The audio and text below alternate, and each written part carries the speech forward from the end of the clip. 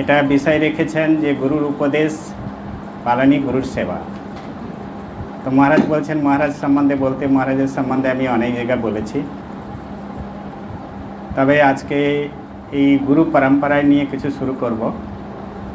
তারপরে কেননা গুরু উপদেশ পালন, গুরু অনেক গুরু আমাদের এখানে যারা বসে আছেন তারাও এক একজনের গুরুদেব আছেন। তো সেই জন্য আমরা আজকে এই গুরু সম্প্রদায় কিভাবে আমাদের গুরু সমাজ, সাধু সমাজ কিভাবে আমাদেরকে গ্রহণ করেছেন, সেই গুরু পরম্পরা নিয়ে শুরু করব। তারপরে আমাদের আসল গুরু হচ্ছেন রামকৃষ্ণ, আর তার শিষ্য যদি উত্তরসারী মানে সার্থক শিষ্য বলা যায় তাহলে স্বামী বিবেকানন্দ।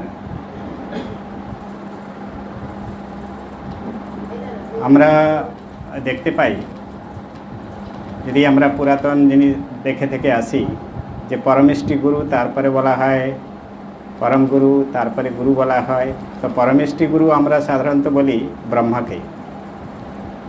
ব্রহ্মা গুরু ছিলেন, তিনি 4 জন শিষ্য করেছিলেন। 4 কুমারকে বলা হয় 4 জন শিষ্য, সনত, সনত কুমার, সনন্দ আর সনাতন। এই 4 জন ছিলেন ওনার শিষ্য।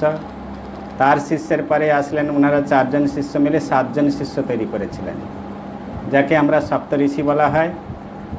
অত্রি, অঙ্গিরা, পুলস্ত, পুলক, ভার্গব, ক্রতু আর বশিষ্ঠ, এই 7 জন শিষ্য করলেন। সেই 7 জন শিষ্য মিলে তৈরি করলেন একজন শিষ্য, তিনি হচ্ছেন সকলাচার্য। সকলাচার্য মানে সকলের আচার্য বলে সকলাচার্য। তারপরে শুরু হলো ব্যাসদেব। সকলাচার্যের শিষ্য হচ্ছে ব্যাসদেব। সেই ব্যাসদেবকে আমরা পরম গুরু বলি। আপনারা জানেন যে ব্যাসদেবের জন্মদিনে আমরা গুরু পূর্ণিমা পালন করি। তিনি কেন পরম গুরু তাকে বলা হয়? ব্রহ্মা তো আদিগুরু, সৃষ্টিকর্তা ছিল, সেই জন্য পরমেষ্টি গুরু হলো, তিনি সমস্তকে সৃষ্টি করেছিলেন। আর ব্যাসদেব হচ্ছেন পরম গুরু। পরম গুরু এই জন্য বলা হচ্ছে কেন না, শাস্ত্র একটা জিনিস হচ্ছে, যখন মানুষের কিছু বিপদ আসে, কিংবা আমরা যখনই মায়াজালে বাধ্য হয়ে এই ভবসাগর থেকে পার হওয়ার জন্য আমরা যখন ছটপটাই, তখন সেখান থেকে আমাদের রক্ষা করার জন্য একজন মহান পুরুষ নেমে আসে। আর সেই মহান পুরুষ তিনি আমাদের হাত ধরে উপরে নিয়ে যাওয়ার জন্য, সেটাকে বলা হয় শাস্ত্র। সেই শাস্ত্র আর মহাপুরুষ, এই দুজনের মিলনই আমাদের এই গুরু। তো ব্যাসদেব কী করেছিলেন? ব্যাসদেব বেদকে বিভাজন করেছিলেন, সেই জন্য বেদাবেশ হয়ে গেছিলেন। 4টা বেদ তৈরি করেছিল, ঋক, সাম, যজু, অথর্ব। তারপরে উনি তৈরি করেছিলেন প্রস্তানত্রয়। প্রস্তানত্রয় হচ্ছে শ্রুতি প্রস্থান, স্মৃতি প্রস্থান, ন্যায় প্রস্থান। শ্রুতি প্রস্থান হচ্ছে উপনিষদ, ন্যায় প্রস্থান হচ্ছে ব্রহ্মসূত্র, আর স্মৃতি প্রস্থান হচ্ছে কি? গীতা। উপনিষদ, ব্রহ্মসূত্র, গীতা, এটা হচ্ছে প্রস্তানত্রয়। আমাদের হিন্দুদের যে ধর্মশাস্ত্র, এই বেদ হচ্ছে স্বয়ম্ভু। বেদ থেকে এটা অনন্ত, তার কোনো ঠিকানা নেই। স্বামীজি নিজেই বলছেন যে বেদের আমরা কয়েক পৃষ্ঠা খুলে পড়েছি, রেস্ট আর আনফোল্ড, মানে most of the pages are unfold, মানে অধিকাংশ পেজই আমরা বেদে জানি না কী জিনিস। যাই হোক, সেই নিয়ে আমরা এত তোলপাড় আমাদের শাস্ত্র। সেই বেদব্যাস প্রস্তানত্রয় রচনা করলেন। প্রস্তানত্রয় রচনা করার পরে উপনিষদকে আবার তাকে ভাগ করলেন, 108টা উপনিষদ তৈরি করেছিলেন। তারপরে আমরা শেষে দেখতে পাই, যখন এসব বেদান্ত সমস্ত রচনা করার পরে যখন শান্তি পাচ্ছেন না, তখন নারদের কাছ থেকে যুক্তি করে তখন ভাগবত রচনা করেছিলেন। আর কিছু পুরাণও পাওয়া যায়, 108 পুরাণ বলা হয়, সেটা পুরাণও আছে। এইসব বিভিন্ন শাস্ত্রের যে আমাদের কাছে আজকে আমরা এত শাস্ত্র পাচ্ছি, সেটা বেদব্যাসের কৃপায়, ব্যাসদেবের কৃপায় পেয়েছি। ব্যাসদেবের জীবনী আপনারা সবাই জানেন। ব্যাসদেব ছিলেন পরাশর মুনি আর সত্যাবতীর সন্তান। ব্যাসদেবের পরে ব্যাসদেব এই সমস্ত রচনা করেছেন। সেই সমস্ত রচনাকে এইসব কে দেবে? মানে তার শিষ্য কে হবে? যে কি এই গুরু পরম্পরায় যে চলে আসছে, শিষ্য পরম্পরায়, এই শিষ্য কে হবে? কেননা এত বড় শাস্ত্র আর কারোর আধার নাই। তখন উনি তপস্যা করলেন, তপস্যা করার পরে তার পুত্র জন্ম হলো সুখদেব। আপনারা সবাই জানেন যে সুখদেবের জন্ম কিভাবে হয়েছিল। 12 বছর মায়ের গর্ভে ছিলেন। মায়ের 12 বছর গর্ভে আছেন, তখন মায়ের কষ্ট দেখে বাবা তখন তপস্যা করে, ব্যাসদেব তপস্যা করে জানতে পারলো যে যদিও জন্মসিদ্ধ সুখদেব, কিন্তু জন্ম নিতে চাইছেন না, এই কারণে কি সংসারের যে মায়া, সেই জালে যেন বদ্ধ না হয়ে যায়, সেই জন্য জন্ম নিতে চাইছেন না। তো বাবা যখনই সে তপস্যার দ্বারা মানে তপস্যার দ্বারা জানতে পারলেন, বাবার সঙ্গে একটা আলোচনা, বাবার সঙ্গে প্রমিস করালেন যে আমি জন্ম হলে যেন আমাকে বন্ধনে না ফেলা হয়, আমাকে সংসারে যেন বন্ধন, তাহলে আমি ভূমিষ্ঠ হব। বাবাও তাতে রাজি হয়ে গেলেন। রাজি হয়ে যখন ভূমিষ্ঠ হয়েছেন, ভূমিষ্ঠ হওয়ার পরে উনি যুবক হয়ে গেছেন, কেন এতদিন মায়ের গর্ভে ছিলেন। যেই মাত্র ভূমিষ্ঠ হলো, সে যুবক শরীর হলো। যুবক শরীর চলে যাচ্ছে, জঙ্গলে চলে যাচ্ছে, পুরো উলঙ্গ হয়ে ব্রহ্মজ্ঞ পুরুষ চলে যাচ্ছেন। তখন মা কান্নাকাটি করছে, মার কান্নাকাটি সহ্য না করতে পারে ব্যাসদেব বলছে, দেখো আমি তো ওকে অলরেডি তার কাছে প্রতিবদ্ধ যে আমি তাকে সংসারে বাঁধবো না, এখন কান্নাকাটি করলে কেন? তোমার হৃদয়টাকে এত নিষ্ঠুর যে এরকম একটা যুবক ছেলে এতদিন কষ্ট করে আমি গর্ভে ধারণ করলাম, আর এই ছেলে চলে যাচ্ছে আর তুমি তাকে পেছনে যাচ্ছে না। তখন সেই ব্যাসদেবও ভুলে গেল, ভুলে গিয়ে মায়ের জ্বালায় সে বলছে হা পুত্র বলে দৌড়াচ্ছে। তখন দৌড়াতে যখন গিয়ে দেখে যে একটা নদীতে অপ্সরারা স্নান করছে, সুখদেব চলে গেছে, কিন্তু ব্যাসদেবকে যেতে তারা কাপড় সম্বরণ রক্ষা করার জন্য কাপড় ঢাকা দিচ্ছে। তখন ব্যাসদেব হাসতে হাসতে বলছে, আচ্ছা আমার তো চুল পেকে সাদা হয়ে গেছে, আমার বয়স হয়ে গেছে, বুড়ো হয়ে গেছি, আর আমার যুবক পুত্র এইমাত্র ন্যাংটা চলে গেল, আর তাতে তোমাদের কিছু লজ্জা হলো না, আর আমাকে দেখে তোমাদের এত লজ্জা হচ্ছে? তারা তো জ্ঞানী ছিল, তখন বলল, হ্যাঁ তোমার এই যে তোমার জ্ঞান আছে, স্ত্রী পুরুষের জ্ঞান আছে, ত্যায্য জ্ঞানের জ্ঞান আছে, সেই জন্যই আমরা এ করছি। কিন্তু উনি হচ্ছেন ব্রহ্মজ্ঞ, জন্মসিদ্ধ, তার স্ত্রী পুরুষের কোনো আত্মার তো কোনো জ্ঞান নেই, উনি আত্মভোলা, সেই জন্য তার কোনো জ্ঞান নাই, সেই জন্য আমরা তার কিছু অনুভবই করতে পারিনি। যাই হোক, ব্যাসদেব ভাগবত রচনা করেছেন, পুত্রকে দিয়েছেন। সেই পুত্র কিভাবে দেওয়া হয়েছে সে তো বিরাট এর ঘটনা, যারা ভাগবত পড়বেন তারা বুঝতে পারবেন। তো ব্যাসদেব সুখদেব সেটাকে নিয়ে, তারপরে সুখদেবের শিষ্য হলো, তাকে বলা হয় গৌড়পাদাচার্য। গৌড়পাদাচার্যের পরে আসলো গোবিন্দপাদাচার্য। গোবিন্দপাদাচার্যের পরে আসলো কে? শঙ্করাচার্য। শঙ্করাচার্যকে আমাদের আচার্য বলা হয়, গুরু বলা হয় এই কারণে, তিনি না, উনারও বিরাট অবদান এই শাস্ত্রের প্রতি, এই হিন্দু ধর্মের প্রতি তার বিরাট একটা অবদান আছে। উনি যদিও খুব কম দিন ছিলেন, যেরকম স্বামীজি ছিলেন সেরকমই 32 বছর বয়সে যা দিয়ে গেছেন আমাদের এই বিশ্বকে, সেটা মানে চিন্তাই করা যায়, মানে আমরা তো কল্পনা করতে পারি না, কেন এটা বলাও যায় না। তবে ছোট্ট একটা এতে বলি যে উনি সমস্ত উপনিষদকে, তার টিকা, ভাষ্য, ভাগবত, এই সমস্ত উপনিষদের সমস্ত টিকা উনি দিয়ে গেছিলেন। তারপরে উনি ষড় বেদাঙ্গ রচনা করেছিলেন, সেটা তো আছে, যেটা নেই। তবে ওনার মেন কাজ হলো কি, উনি চারদিকে 4টা মঠ তৈরি করেছিলেন, 4টা মঠে 4 জন শিষ্যকে তার প্রতিষ্ঠাতা দিয়েছিলেন। চারদিকে 4টা মঠ হচ্ছে, দক্ষিণে শৃঙ্গেরি মঠ, তারপরে উত্তরে আমাদের পুরীতে গোবর্ধন মঠ, আর আপনার দ্বারকা, তারপরে আমাদের উত্তরে যোশী মঠ, পূর্বে গোবর্ধন মঠ, আর পশ্চিমে দ্বারকা মঠ। দ্বারকা মঠকেও সারদা মঠ বলা হয়। এই 4 জায়গায় শৃঙ্গেরি মঠের যে অধিষ্ঠাতা ছিলেন তার নাম ছিল সুরেশ্বরাচার্য। তারপরে তার আরেকজন শিষ্য ছিলেন তোটকাচার্য, তাকে দিয়েছিলেন দ্বারকা। তারপরে গোবর্ধনে দিয়েছিলেন হস্তমালা। তারপরে যোশী মঠে পদ্মপাদাচার্য। তো এই 4 জন শিষ্যকে 4টা জায়গায় চারদিকে 4টা মঠ তৈরি করে দশনামী সম্প্রদায় তৈরি করেছিলেন। দশনামী সম্প্রদায়ে প্রত্যেক মঠে উনি ভাগ করে দিলেন সম্প্রদায়কে। শৃঙ্গেরি মঠে দিলেন পুরী, ভারতী, সরস্বতী। তারপরে দ্বারকা মঠে দিলেন বন, আরণ্য। তারপরে আপনার গোবর্ধন মঠে দিলেন আশ্রম তীর্থ। তারপরে যোশী মঠে দিলেন পর্বত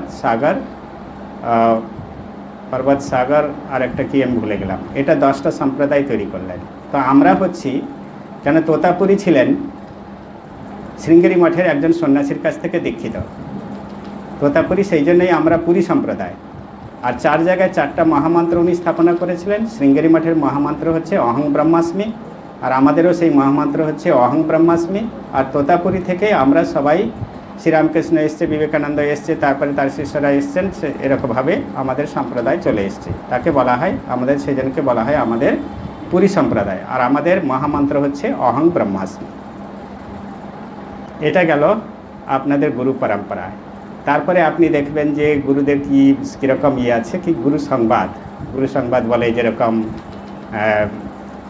নারায়ণ নারদ, তারপরে আপনার বরুণ ভৃগু সংবাদ, বরুণ ভৃগু সংবাদ, কৃষ্ণ অর্জুন সংবাদ, তারপরে ব্যাস সুখদেব পরীক্ষিত সংবাদ, তারপরে আপনি যদি আসেন চাণক্য চন্দ্রগুপ্ত সংবাদ, রামদাস ছত্রপতি সংবাদ, নানক অঙ্গদাস সংবাদ।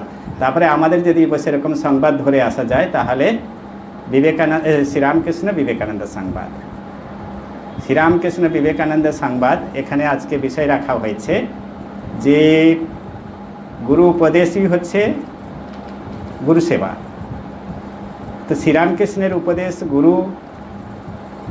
গুরু শব্দ আমরা একটু গুরু সম্বন্ধে ব্যাখ্যা করে নিই। গুরুকে বলছেন যে গুকার হচ্ছে প্রথম বর্ণ মায়াদি ভাষকম, আর রুকার দ্বিতীয় বর্ণ মায়াদি বিমোচকম। প্রথমে বলছেন গুকার প্রথম বর্ণ মায়াদি ভাষকম, রুকার দ্বিতীয় বর্ণ মায়াদি কি বললাম, হ্যাঁ, মায়াদি মোচন, ঠিক আছে, মোচন, যিনি মায়াদি মোচন করেন। গু হচ্ছে অন্ধকার, রু হচ্ছেন যিনি দূর করেন। গু হচ্ছে মায়া, রু হচ্ছে ব্রহ্মা। গু হচ্ছে ভবসাগর আর রু হচ্ছে মুক্তি। এটাকে বলা হয় গুরু। সেই জন্য গুরুকে বলা হয় যিনি আমাদের অন্ধকার থেকে আলোর দিকে নিয়ে যাচ্ছেন, আলোর পথ দেখাচ্ছেন, তাকে বলা হয় গুরু। সেই জন্য সেই গুরুকে বলে যে গুরু বিনা কৌন बतावे बाट, विकट है जमघाट, माया की पहाड़ी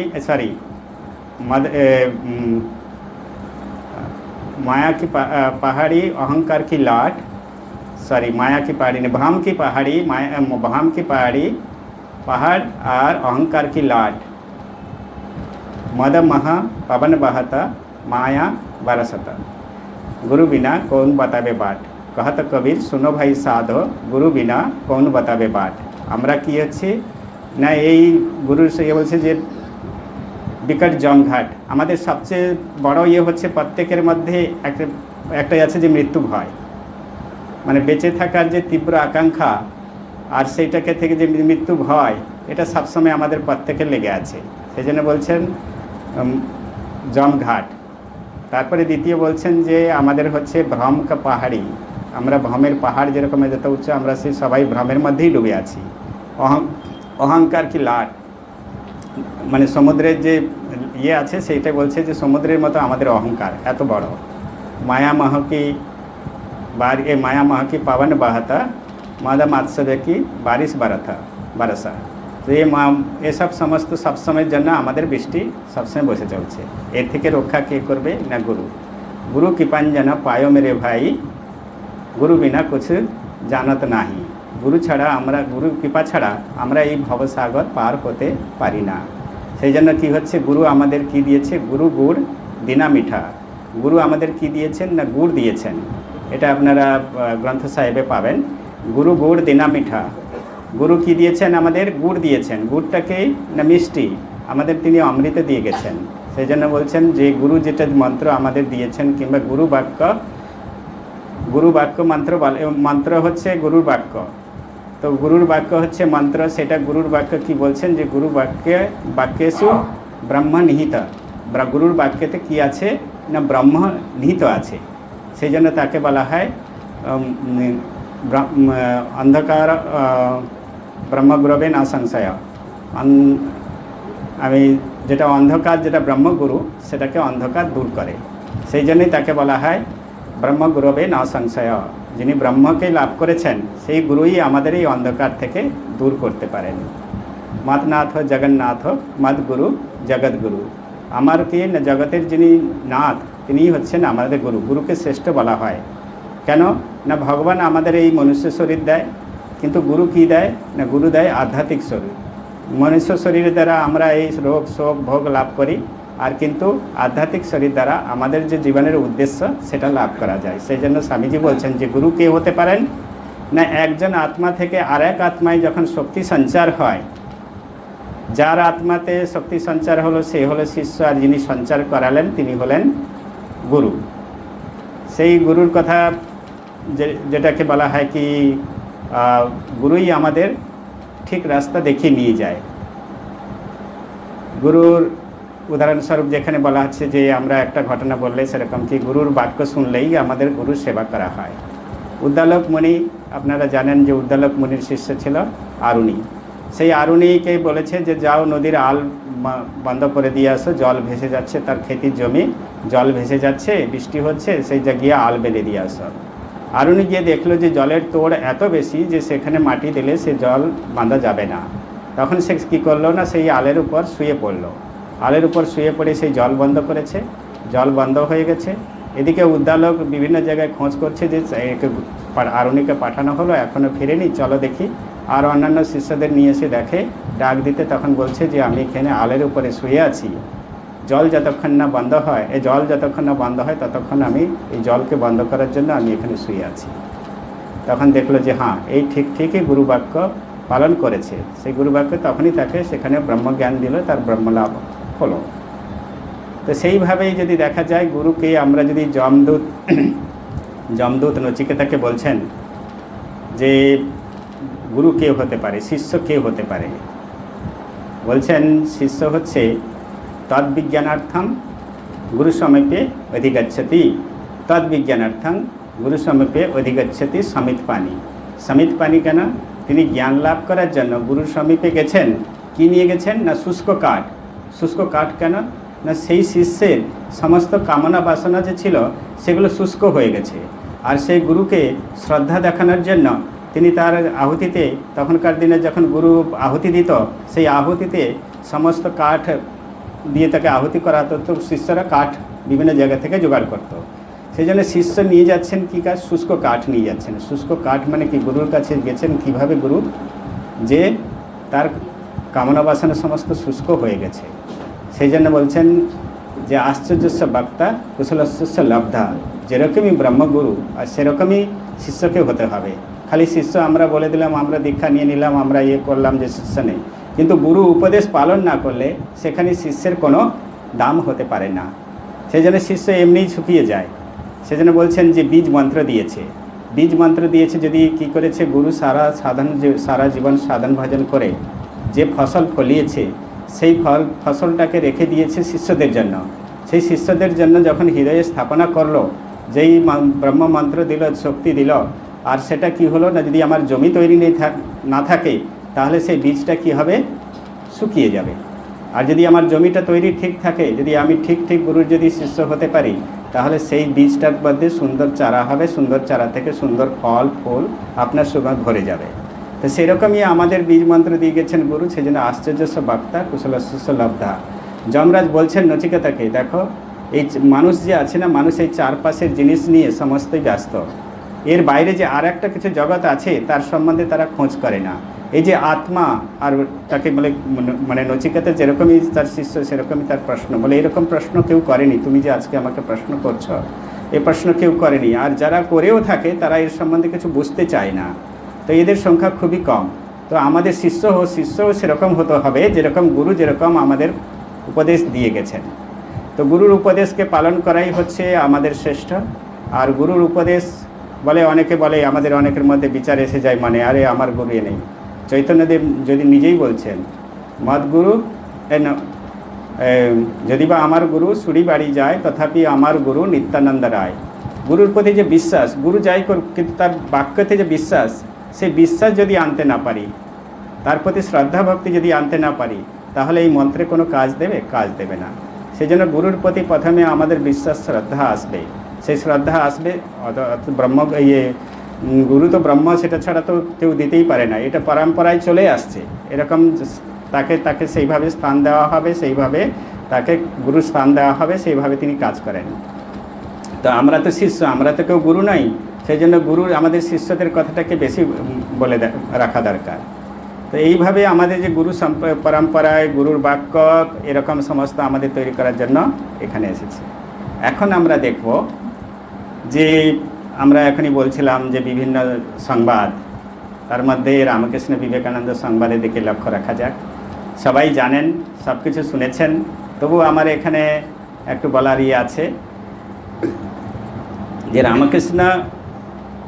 রামকৃষ্ণ কে ছিলেন।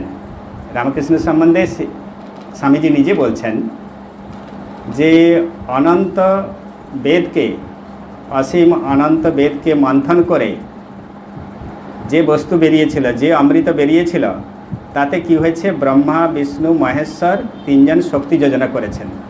তারপরে আবার কি বলছেন যে যত সমস্ত অবতার পুরুষ আছেন তারা তাতে পূর্ণ রস সংযোজন করে যে ভাণ্ড তৈরি হয়েছে, অমৃতের ভাণ্ড, সেটাই হচ্ছে শ্রীরামকৃষ্ণদেব। রমারওয়ালা বলছেন যে হে বিশ্ববাসীগণ শোনো, তোমাদের গলা সবাই শুকিয়ে গেছে, সেই গলা ভিজানোর জন্য আমি একটা অমৃতের ভাঁড় নিয়ে এসেছি। সেটা কি না, সেটা হচ্ছে রামকৃষ্ণ। রামকৃষ্ণকে উনি নিজে বলছেন, এত বড় একজন দার্শনিক, মানে কি বল, নোবেল প্রাইজ উইনার। 1920 সালেতে ওনাকে নোবেল প্রাইজ দেওয়া হয়েছিল রমারওয়ালাকে। উনি বিরাট দার্শনিক ছিলেন। তো উনি বলছেন যে শ্রীরামকৃষ্ণ হচ্ছেন 2000 বছরে 33 কোটি মানুষের, তখন 33 কোটি মানুষ ছিল, 33 কোটি মানুষের সাধনার ফসল হচ্ছে শ্রীরামকৃষ্ণদেব। নিবেদিতা বলছেন যে ম্যান গডস মানে ম্যান গডস কেন বলা হলো? গড তো one, singular, why it is gods plural কেন না? এটা হচ্ছে ম্যান গডস মানে শ্রীরামকৃষ্ণদেব সিঙ্গুলার নয়, শ্রীরামকৃষ্ণ হচ্ছে সর্বদেবদেবীর স্বরূপ। ইট ইজ সকল দেবদেবীর স্বরূপ হয়েছেন, সেই জন্য তাকে প্লুরাল বলা হচ্ছে। আর সেই সর্বদেব শ্রীরামকৃষ্ণ বলছেন অবতার বরিষ্ঠ, সকল অবতারদের যে সমস্ত সাধনার ওর মধ্যেই ডুবে আছে। শ্রীরামকৃষ্ণদেব এত তার মানে ভাবময় মূর্তি। সেই শ্রীরামকৃষ্ণদেব যখন বলছেন যে তাদের দুটো শিক্ষার সম্বন্ধে আমরা আলোচনা করব, সেটা কিভাবে স্বামীজি সেটা পালন করেছেন সেটা আমরা এখন দেখব। শ্রীরামকৃষ্ণ বলছেন যে যত মত তত পদ, সব ধর্মই সত্য। আর শ্রীরামকৃষ্ণের স্বরূপকে, নিবেদিতা বিবেকানন্দের স্বরূপকে বলছেন যে শাস্ত্র, গুরু আর মাতৃভূমি। এই নিয়ে শ্রীরামকৃষ্ণের গঠনটা কীরকম বলছেন নিবেদিতা এক্সপ্লেন করছেন যে স্বামী বিবেকানন্দের গঠন হচ্ছে শাস্ত্র, গুরু রামকৃষ্ণ আর তার মাতৃভূমি ভারতবর্ষ। তিনি সনাতন ধর্মের, তার যদি দেখা যায় তিনি সব কিছুকে সনাতন শাস্ত্রে বিহিত কোনো কথা বলে যাননি। সবাই জানেন যে শিকাগো ধর্মসভায় কি কষ্ট করে গেছেন।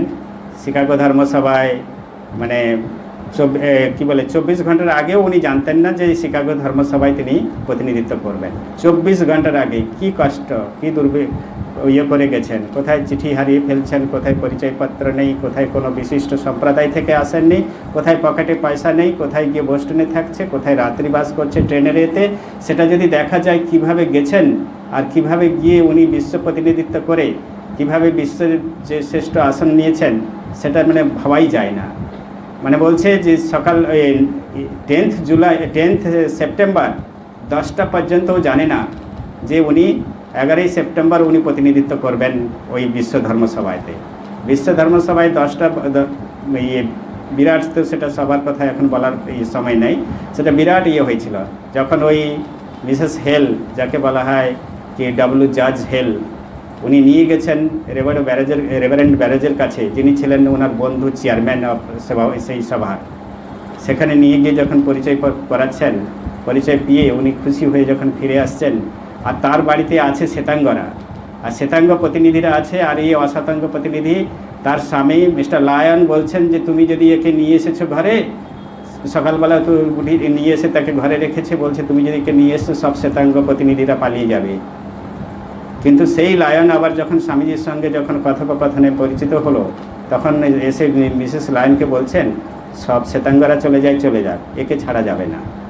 তো সেই হচ্ছে স্বামীজি। যাই হোক, স্বামীজি সেখানে কিভাবে উনি আমাদের হিন্দু ধর্মের পতাকাকে কিভাবে উপরে উঠালেন, কিভাবে এই একটা তখন পরাধীন দেশ, সেই পরাধীন দেশকে কিভাবে তিনি আজ সেই যে শ্বেতাঙ্গরা যারা এখানে গুরুগুরি করতো তারা কিভাবে মাথায় নিল, সেটা আপনারা দেখার মতো। স্বামীজি প্রথমে যখন উঠে দাঁড়ালেন, উঠে দাঁড়িয়ে প্রথম অধিবেশনে বলেননি, দ্বিতীয় অধিবেশনে 4 জনের পরে 5 মিনিট বলার জন্য যখন সুযোগ পেয়েছেন উঠে দাঁড়িয়ে বলেছেন sisters and brothers of America.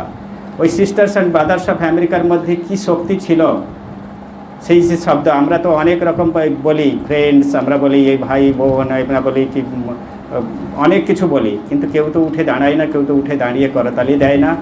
তিনি তো কিছু লেকচারই শুরু করেননি, তখন জাস্ট এইটুকু বলেছেন। তার মধ্যে কি শক্তি ছিল, যে শক্তিতে সমস্ত অডিয়েন্স 4000 অডিয়েন্স দাঁড়িয়ে পড়ে একসঙ্গে করতালি করলো, সেটা দেখার মতো। তারপরে উনি যেটা লেকচার দিলেন, যেটা লেকচার, তখন তো আপনারা জানেন যে এই বিশ্ব ধর্ম সম্মেলন তৈরি হয়েছিল আমেরিকার 400 বছর কলম্বাসের আবিষ্কারের পরে।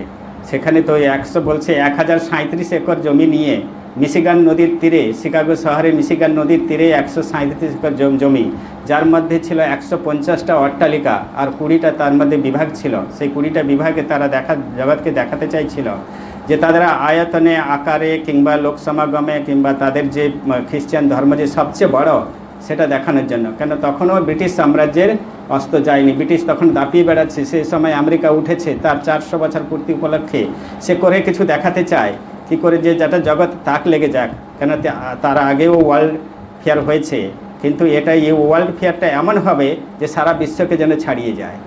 সেই জন্য তার আগে ভিয়েনাতে কি ব্রিটিশে, প্যারিসে, বিভিন্ন জায়গায় এরকম ওয়ার্ল্ড ফেয়ার হয়েছে। কিন্তু এই যে ওয়ার্ল্ড ফেয়ারটা হবে সেটা চলবে কতদিন না 7 মাস।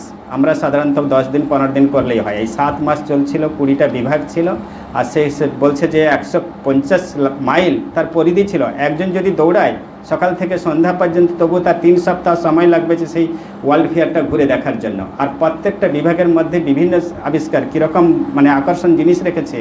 যেরকম ধরুন একটা ইলেকট্রিসিটি আবিষ্কার হয়েছে। ইলেকট্রিসিটিতে আবিষ্কার শুরু থেকে হাতের দ্বারা, যন্ত্রের দ্বারা, বিজ্ঞানের দ্বারা, প্রযুক্তিবিদ্যার দ্বারা, যে কোনো যারা যত সমস্ত জিনিস আবিষ্কার হয়েছে সবগুলোই যেন একটা ঘরে থাকে। সেটা এসে সবাই, বিশ্বের সবাই এসে পরিদর্শন করবে। যেরকম আর্মস, শুরু থেকে যা শেষ পর্যন্ত যত আর্মস, মানে 1893 পর্যন্ত যত আর্মস তৈরি হয়েছে, অ্যাটম বম পর্যন্ত সব কিছু তৈরি করে আমেরিকা সেখানে রেখেছে।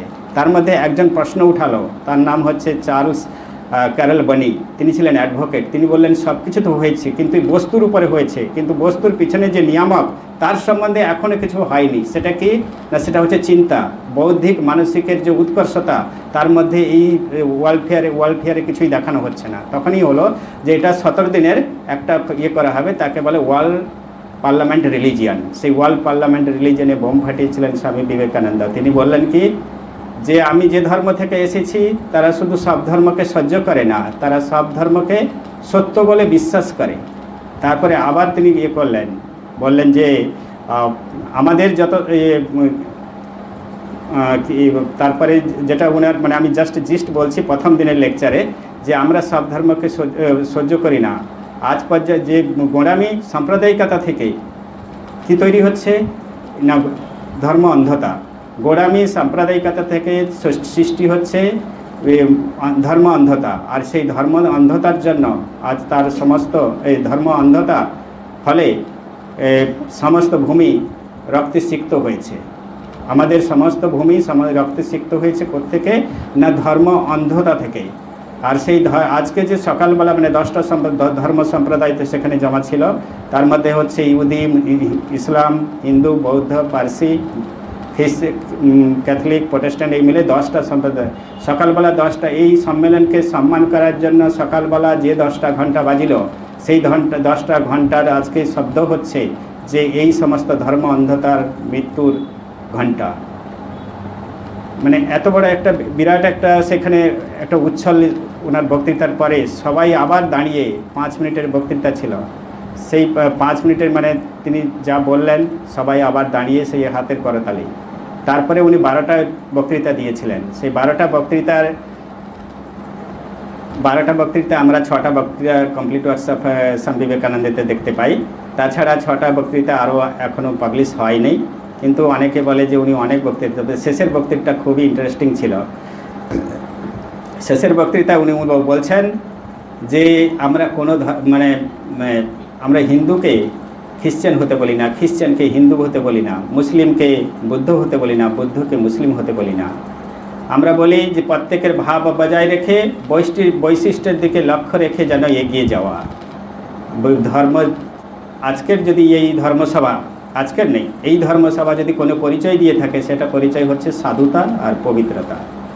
ধর্মভাব থেকেই উচ্চ নরনারীর জন্ম হয়, উচ্চ উন্নত চরিত্রের নরনারীর জন্ম হয় এই ধর্মভাব থেকেই। ধর্ম কারো একচাটিয়া সম্পত্তি নয়। যদি এটা ভাবে তাহলে এটা ভুল করবে। প্রত্যেক ধর্মের পতাকায় যেন এটা লেখা থাকে, কি বলে বলুন, এটা বলছে বিনাশ নয় পরস্পর ভাব গ্রহণ, বিবাদ নয় সহায়তা, তারপরে কি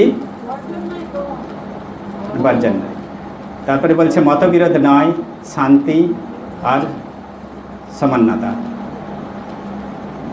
সেটাকে তিনি বলছেন যে প্রত্যেক ধর্মের পতাকাতে যেন এটাতে লেখা থাকে। সেই স্বামী বিবেকানন্দ সেই শ্রীরামকৃষ্ণের যে শিক্ষা দিয়েছেন, শ্রীরামকৃষ্ণ যত মত তত পথ, যতটাই মত সব ধর্মই সত্য, সেই বোমটা তিনি ফাটিয়েছিলেন কোথায় না আমেরিকার বুকে, দিয়ে ভারতকে শ্রেষ্ঠ আসন দিয়ে গেছেন। সেই জন্য অরবিন্দ নিজেই লিখছেন যে স্বামীজির বিদেশ গমন ভারতকে জাগিয়েছে।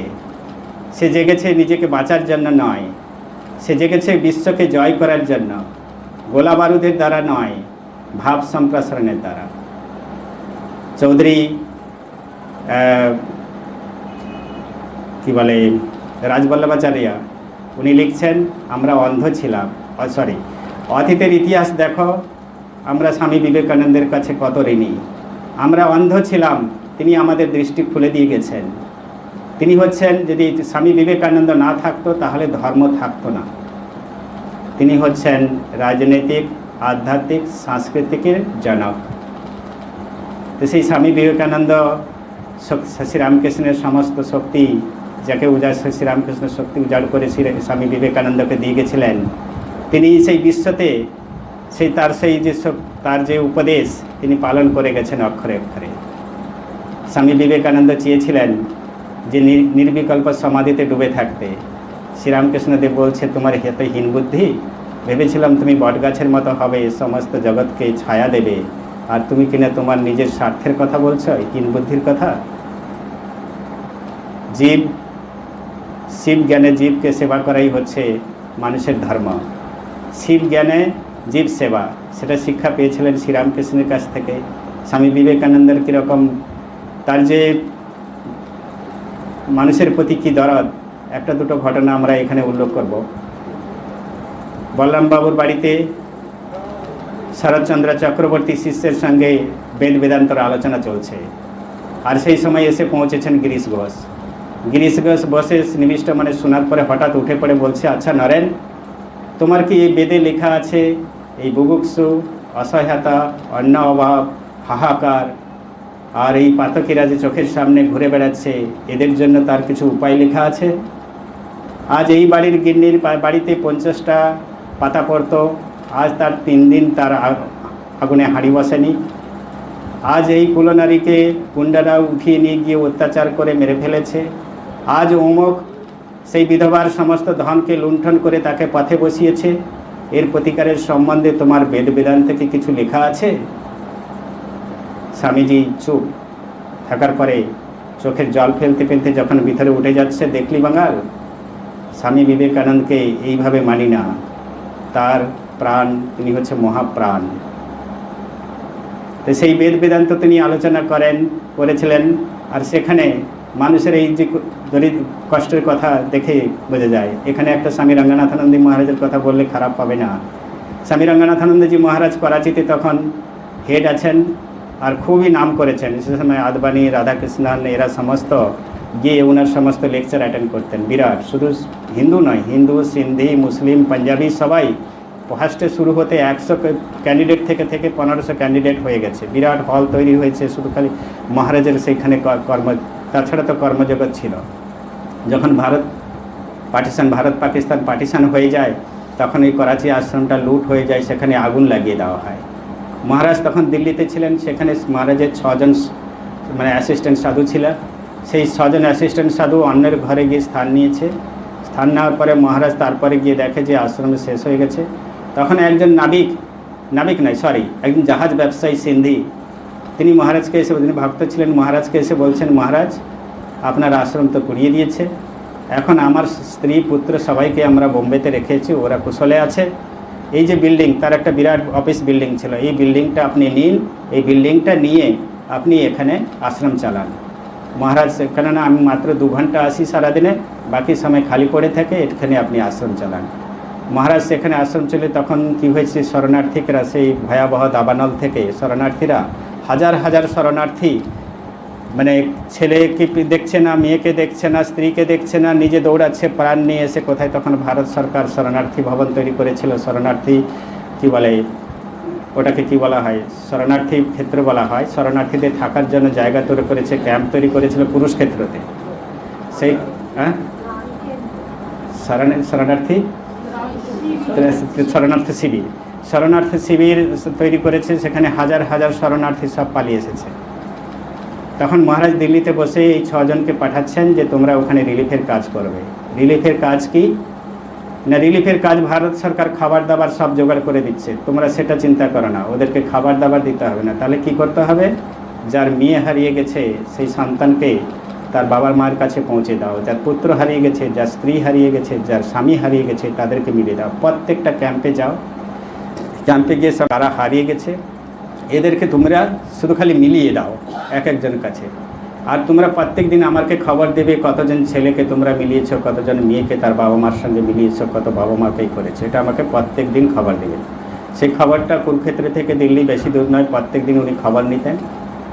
খবর নেওয়ার পরে একদিন অনন্যানন্দ মহারাজ লিখছেন, মহারাজ আমরা হিসাব করে দেখলাম যে যুবতী মেয়েদের হারিয়ে যাওয়া সংখ্যা বেশি, অনেক বেশি। তখন মহারাজ লিখছেন, দেখো আর তোমরা আমাকে কোনোদিন এসব জিনিস লিখবে না। যিনি প্রতিদিন খবর নিতে চাইছেন, প্রত্যেক দিন উনি ওখান থেকে বসে সমস্ত কিছু পরিচালনা করছেন, আর সেখানে উনি লিখছেন, দেখো এত মনটা তার ভরে গেছে। তিনি বলছেন যে আর তোমরা আর আমাকে কোনোদিন খবর পাঠাবে না। বেদ বেদান্ত বলেন, তিনি কিন্তু শুধু বেদ বেদান্ত বলতেন না, এরকম স্বামীজির যে উত্তরসূরি ছিলেন, কিভাবে মানুষের দুঃখে, মানুষের কাতরে কিভাবে নিবিষ্ট হয়ে কিভাবে ওনার হৃদয়টা জ্বলে যেত, সেটা এখানেই দেখার মতো। স্বামীজি নিজেই বলছেন, আমি তাত্ত্বিক নই, আমি দার্শনিক নই, আমি সাধক নই, আমি গরিব, আমি গরিবের সেবক, গরিবদের সেবা করব। সেটা যদি দেখা যায়, উনি একদিন বল্লভ মন্দিরে স্বামী বিবেকানন্দ পদচারণ করছেন, পদচারণ করতে করতে মনে মনে গাইছেন कि घायल की दर्द घायल जाने, दर्द ना जाने कोई, दर्द ना जाने कोई, घायल के खत घायल जाने। ঘায়েলের যে ক্ষত সেটা ঘায়েলই একমাত্র বুঝতে পারে। চুপচাপ করে হাঁটছেন আর গান করছেন, আর সেই গান করতে করতে ফিরছেন। যখন তুরিয়ানন্দ মহারাজ চুপ করে দাঁড়িয়ে শুনছেন, তখন বলছেন যে আমার যেন হৃদয়টা আঁটুপাটু করছে এই জগতের কষ্ট দেখে। কেন না, অনুভব করা তার শক্তি ছিল। সেখানে যে 4000 লোক দাঁড়িয়েছিল কিসের জন্য, একাত্ম হওয়ার জন্যই তো দাঁড়িয়েছিল। সেই অনুভব করার ক্ষমতা তার ছিল। সেই অনুভব করতে করতে তখন তুরিয়ানন্দ মহারাজ এক জায়গায় বলছেন, যখন স্বামী বিবেকানন্দ আবু স্টেশনে তুরিয়ানন্দ মহারাজকে যখন মিলন হয়, দুজনে জড়িয়ে ধরে বলছেন, হরিভাই তদানীন ধর্মন সম্বন্ধে আমার কিছু জানা নেই, কিন্তু এইটুকু আমি বলতে পারি যে আমার হৃদয়টা অনেক বড় হয়ে গেছে, অপরের জন্য অনুভব করার ক্ষমতা আমার হয়েছে, অপরের দুঃখে অনুভব করার ক্ষমতা আমার মধ্যে আছে।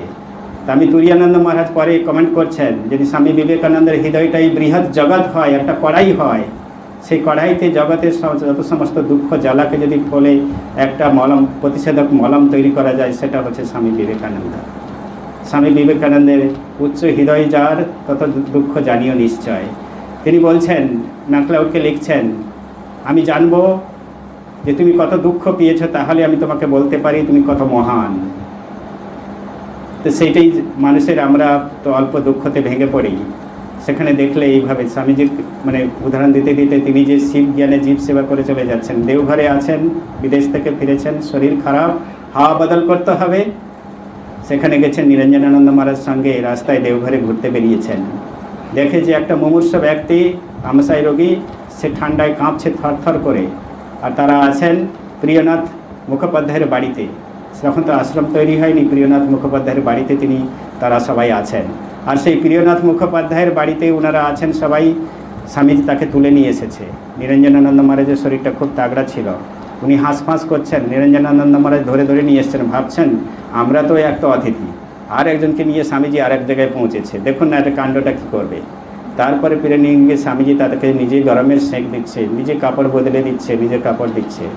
যখন প্রিয়নাথ মুখোপাধ্যায় বাড়িতে ছিল না, যখন ফিরে এসে দেখলো নিরঞ্জনানন্দ মহারাজ ভাবছে যদি কিছু বলে, তখন নিরঞ্জনানন্দ মহারাজ বলছেন, স্বামী দেখলে স্বামীজির মধ্যে বুদ্ধির আর হৃদয়ের কত উৎকর্ষতা, স্বামীজির হৃদয় আর তার যে বুদ্ধির উৎকর্ষতা তিনি নিজে বলছেন যে শুধু বেদ বেদান্ত বলে না স্বামী বিবেকানন্দ, আজকে আমার চোখ দুটো ভরে গেল যে নরের মধ্যে নারায়ণকে দেখে সেবা করছে। সেই প্রিয়নাথ মুখোপাধ্যায় পরে লিখেছিলেন এটাতে। তো সেইভাবে যদি দেখা যায় স্বামীজির জীবনে যে সেবার যে শ্রীরামকৃষ্ণ বলে গেছেন যে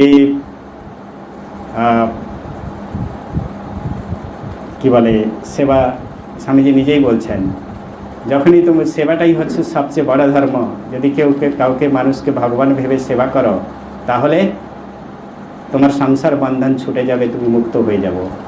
নিজেই বলছেন যখনই আমি প্রত্যেক মানুষের হৃদয়ের মধ্যে যখন সেই ঈশ্বরকে দেখিতে পাইব, যখনই আমি তাদের সামনে শ্রদ্ধা সহকারে দাঁড়াইতে পাইব, যখন এই ভাব আমার কি বলে পুষ্ট হবে, তখন আমার সকল সংসার বন্ধন ছুটিয়া যাইবে, আমি তখন মুক্ত হইব। এটা ডোনাল্ড ট্রাম্প যখন এসেছিলেন এইবারে যখন বলেছিলেন, হয়তো কারা কারা ইউটিউবে শুনেছেন, এই জিনিসটাকে উনি এক্সপ্লেন করতে চাইছিলেন যে আমি সকলের সামনে শ্রদ্ধা সহকারে দাঁড়াইতে পাইব, তখনই আমার সকল সন্ধ্যা মুক্ত হয়ে যাইবে। যদিও বিবেকানন্দের নামটা ঠিক উচ্চারণ করতে, আরও অন্য কারো ভগবানের নাম নেয়নি ট্রাম্প, উনি বিবেকানন্দকেই এ করে বলে গেলেন। তো সেইভাবে যদি দেখা যায় যে স্বামীজির যে মধ্যে যে একটা বিরাট হৃদয়ের বার্তা, যখন দেওঘর থেকে ফিরেছেন স্বামী বিরজানন্দ মহারাজ স্বামী প্রকাশানন্দ মহারাজকে বলছে তোমাদেরকে ঢাকায় যেতে হবে, তখন বলছে যে না, তারা অক্ষমতা জানিয়ে বলছে আমরা তপস্যায় যাব। স্বামীজি একদম গর্জে উঠলেন, বললেন যদি তোমরা নিজের মুক্তির জন্য যদি সাধনা করতে চাও তাহলে তোমরা জাহান নামে যাবে, আর যদি পরমার্থ লাভ করতে চাও তাহলে নিজের মুক্তিকে জলাঞ্জলি দাও। তারপরে ঠান্ডা হয়ে বলছে বাবারা কর্ম করে যায়, নিঃস্বার্থ কর্ম করে যায়, স্বার্থ কর্ম করে স্বর্গে বাসের চাইতে নিঃস্বার্থ কর্ম করে নরকে বাস করাই হচ্ছে শ্রেয়। সেটাই হচ্ছে স্বামীজি এটা এত বড়। এখন শ্রীরামকৃষ্ণদেবকে তো আমরা এখন মানছি না, আমরা শুধু স্বামীজিকেই বলে যাচ্ছি। আর সেই স্বামীজির উত্তরসূরি ছিলেন যে, এখন স্বামীজিকে আর একটু বলে নিই। স্বামীজি বলছেন যে একজন মানুষের জীবন সার্থক হয় যখন সে অপরের জন্য বাস করে। মাইসুর রাজাকে লিখছেন, life is short, time is transient, but they alone live who live for others. The next sentence is more marvelous, that is, rest are more dead than alive. They alone live who live for others, rest are more dead than alive. তো সেটাই হচ্ছে স্বামীজি বলছেন যে পরের জন্য জীবন ধারণ করাটাই হচ্ছে মানুষের জীবনের সার্থক। আর যদি ঠিক কেউ সেবা করতে পারে অপরকে ভগবান দেখে, তাহলে তার জীবনটা সার্থক হয়ে যাবে। স্বামী রঙ্গনাথনজি মহারাজ একটা শ্লোক ভাগবত থেকে, ভাগবত হচ্ছে ভক্তিগ্রন্থের শ্রেষ্ঠ গ্রন্থ, সেখান থেকে তুলে বলতেন, অথমাং সর্বেষু ভূতেষু ভূতাত্মানাম কৃতালয়ম আরোহেত দানমানাভ্যাম মৈত্রিয়াত অভিন্ন চক্ষুষু। অথমাং সর্বেষু ভূতেষু ভূতাত্মানাম কৃতালয়ম, আমার সামনে সমস্ত ভগবানরা বসে আছে, কৃতার্থ হয়ে গেলাম কেন না, আমাকে সেবা করার সুযোগে। কীভাবে সেবা করতে হবে? অর্হে পূজা, আমরা যখন মন্দিরে যাই তখন সুন্দর করে থালা বাটি সাজিয়ে নিয়ে গিয়ে সুন্দর করে ঠাকুরের সামনে ধরি, আমরা জীবন্ত ভগবানের সামনে। স্বামীজি বলছেন যে human being is the highest temple and Taj Mahal. আর স্বামী রঙ্গনাথনন্দ মহারাজ এক্সপ্লেন করছেন, if you cannot worship human being in the temple, then what is the use of the other temple. তুমি যদি সেই টেম্পলের মধ্যে সেই মন্দিরের মধ্যে যদি তুমি পুজো করতে না পারো, তাহলে what is the use of worshipping. সেরকম বলছে, অর্হেত দানা মানাভ্যাম মৈত্রিয়াত অভিন্ন চক্ষুষু। অর্হেত দানা মানাভ্যাম, কীভাবে পূজা করব? দান আর মান সম্মান দিয়ে, এরকম নেই ছুঁড়ে নিয়ে দিয়ে। স্বামীজি সেবা জব শুরু করেছেন, ওয়ার্ক ইজ ওয়ার্শিপ। মানে service to man is worship two god, service worship god in human being, worship god in human being. আমরা সেবা করি, 4 রকম সেবা করি। আমি আজকে আমার বাবা মা আমাকে এত বড় করেছে, আমার একটা ডিউটি আছে, আমি বাবা মার প্রতি কিছু কর্তব্য পালন করলাম। সেকেন্ড হচ্ছে that is call sense of duty, sense of compassion. আমার বাড়িতে ভিখারি এসছে, আমি 10 টাকা দিয়ে দিলাম, একটা বড় সেবা করলাম, sense of compassion. Sense of obligation, obligation, আপনি আমার জন্য কিছু করেছেন, আপনার জন্য আমি কিছু করব, সেটাকে বলে সেন্স অফ অব্লিগেশন। আর স্বামীজি বলছেন যে না, ওয়ার্ক ইজ ওয়ার্শিপ, যা কিছু করবে পূজা সহকারে করো। The service is to be worship, service is to become worship. সেবাটাই যেন পূজার রূপ নেয়, এরকম নয় ছুঁড়ে ফেলে দিলে, এরকম নয়। সেটা সে রঙ্গনাথজি বলছেন অর হেদ করো, পূজা করো, কীভাবে করো। নিবেদিতা বলছেন লেবার ইজ টু বিকাম কি প্রেয়ার।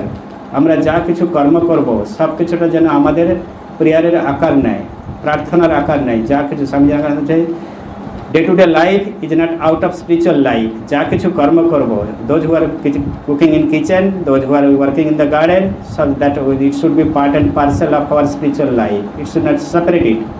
যখন আমরা রান্নাঘরে রান্না করি, যদি ভাবি এটা জীবন্ত দেবতাদের জন্য রান্না করছি, তাহলে সেই রান্নাটা আরও অনেক সুন্দর হবে। যদি আমি রাস্তায় চলছি, যদি ভগবানের নাম করতে করতে যদি যাই, আমরা বলে যে না, মনটা অন্যমনস্ক হয়ে যাবে, আমাদের অ্যাকশন না। আপনি যদি এক্সপেরিমেন্ট করে দেখেন, নিজে যদি এক্সপেরিমেন্ট করে ভগবানের নাম করতে করতে যদি রাস্তায় যান, আপনার বেতালে পাপ পড়বেই না। আপনি এটা যে সায়েন্স, সেটা বলছেন। সেই জন্য ঠাকুর বলছেন যে চোখ বন্ধ করলে ভগবানকে দেখা যায়, চোখ খুললে কি ভগবানকে দেখা যায় না? স্বামী রঙ্গনাথানন্দ মহারাজ এক্সপ্লেন করছেন, go to the temple, meditate with close eyes, very fine, come out, you show in your action, whatever you are meditating in the temple, that show in your action, তুমি তোমার কাজে দেখাও যা তুমি ওখানে ধ্যান করে আসলে।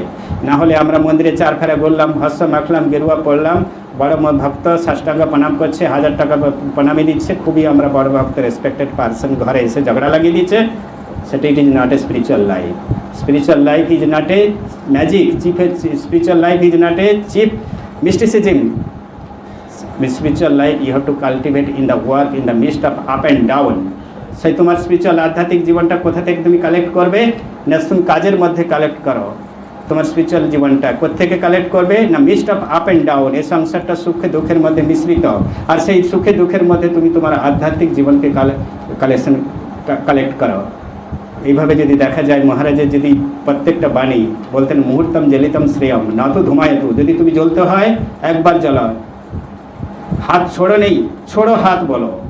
যে বলি তুমি, আমরা সাধারণত বলি আমার হাত ছোড়ো, হাত ছোড়ো, এই তো মিমি ভাব তো নয়। আমরা চাই যে আমরা সেই বলছি যে দুটো জিনিস আমাদের দরকার, একটা হচ্ছে পুরুষকার, সেকেন্ড হচ্ছে ডিভাইন গ্রেস। এই দুটো যদি আমাদের মধ্যে কম্বাইন্ড থাকে, তাহলে মার্চান সবাইকে যখন বলতেন, এত positive mind, it is very difficult to gate.